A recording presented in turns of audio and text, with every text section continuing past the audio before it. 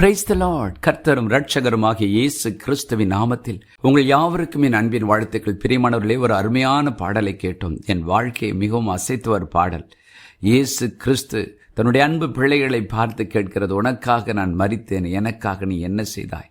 இயேசு கிறிஸ்து மரித்ததின் ஒரு பிரதானமான நோக்கம், ஒவ்வொரு தெய்வ பிள்ளைகளும், அவரால் சிருஷ்டிக்கப்பட்ட ஒவ்வொரு மனிதர்களும் பாவ மன்னிப்பை பெற்று ரட்சிப்பை பெற்று பரலோகத்துக்குரியவர்களாய் மாற வேண்டும் என்றுதான் அவர் சிலுவையில் மரித்தார். ஆனால் அந்த அற்புதமான சத்தியத்தை அறிந்த பின்பு அந்த சத்தியத்தை ஏற்றுக்கொண்டவர்கள் அமைதியாய் இருப்பதுதான் வேதனைக்குரிய காரியம். இயேசு இரட்சகர் அந்த பூமி விட்டு ஊழியத்தை முடித்து மரித்து அடக்கம் செய்யப்பட்டு 3ஆம் நாள் உயிரோடு எழுந்து சீடர்களுக்கு தாம் உயிருள்ளவராய் காண்பித்துவிட்டு விண்ணக்கத்திற்கு செல்லும் நேரம் வரும்பொழுது ஒரு கட்டளை கொடுக்கிறார். நீங்கள் உலகமெங்கும் புறப்பட்டு போய் சகல ஜாதிகளுக்கும் என்னுடைய ரட்சிப்பின் நற்செய்தியை சொல்லுங்கள். நான் எல்லா மனிதனுக்காக இரத்தத்தை சிந்தினதை சொல்லுங்கள். எல்லாருக்காக நான் ஜீவனை கொடுத்ததை சொல்லுங்கள். எல்லாருடைய பாவத்திற்கும் சாபத்துக்கும் வியாதிக்கும் பரிகாரம் செய்துவிட்டதை சொல்லுங்கள். உலகமெங்கும் போய் சொல்லுங்கள் என்று ஒரு அன்பு கட்டளை கொடுக்கிறார். ஆம், ஒரு மனிதன் எனக்காக இயேசுவே நீர் மரித்தீரே, உமக்காக நான் என்ன செய்யட்டும் என்று ஒருவேளை தன் இருதயத்தில் கேள்வி வந்தால் அதற்கு ஒரே பதில், நாம் ரட்சிக்கப்பட்டு பாவ மன்னிப்பை பெற்றுக்கொண்டது போல திரளான கூட்டம் இயேசு யார் என்று அறியாமல் வாழ்கிற கூட்டத்திற்கு கிறிஸ்துவின் அன்பையும் அவருடைய பாடுகளையும் மரணத்தையும் உயிர்த்தெழுதலையும் அவர் கொடுக்கிற பாவ மன்னிப்பையும் ரட்சிப்பையும் சொல்லும் ஒரு மனிதனாக மனுஷியாக என்னை மாற்றும் என்று நாம் அவரிடத்தில் நம்மை ஒப்புக் கொடுப்போம். பாருங்கள், உயிர்த்தெழுந்த இயேசு தன்னை மறுதலித்த பேதுருவினிடத்தில் ஒரு வார்த்தையை ஏக்கத்தோடு கேட்கிறார். 3 முறை கேட்கிறார். நான் வாசிக்கட்டும். யோவான் எழுதின சுவிசேஷம் 21ஆம் அதிகாரம் 17ஆம் வசனம்.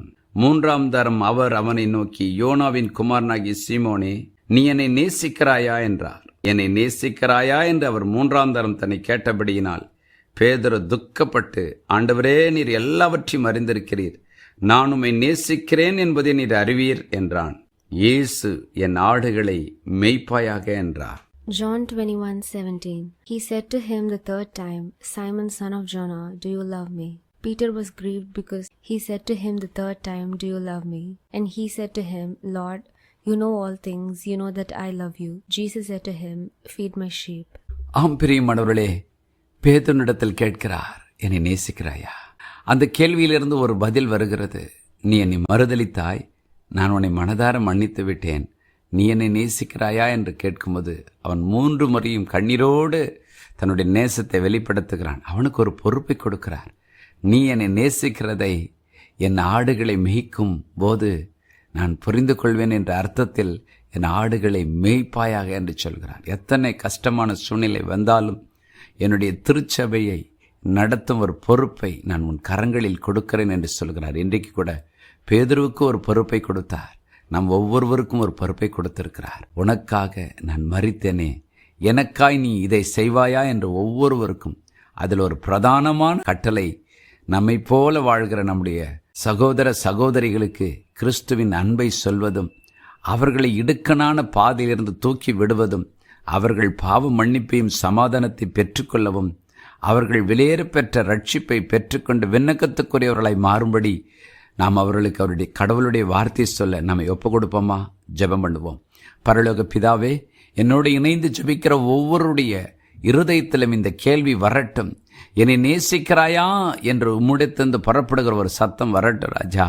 எங்களுக்காக எல்லாவற்றையும் சிலுவையிலே செய்து முடித்து கடைசி சொட்ட இரத்தத்தையும் சிந்தி ஜீவனையும் கொடுத்து எல்லாம் முடிந்தது என்று சொன்ன நீர் எங்களுக்காக ஆண்டவரே, நீர் செய்த நன்மைகளை நாங்கள் நினைத்து நினைத்து நினைத்து ஒவ்வொரு நாளும் துதிக்க, கண்ணீரோடு நன்றி செலுத்த நீர் ஏக்கத்தோடு கேட்கிற அந்த கேள்வியை நாங்களும் ஆண்டவரே, எங்களுக்கு நீர் கொடுக்கிற பொறுப்புகளை நிறைவேற்ற உதவி செய்யுங்க.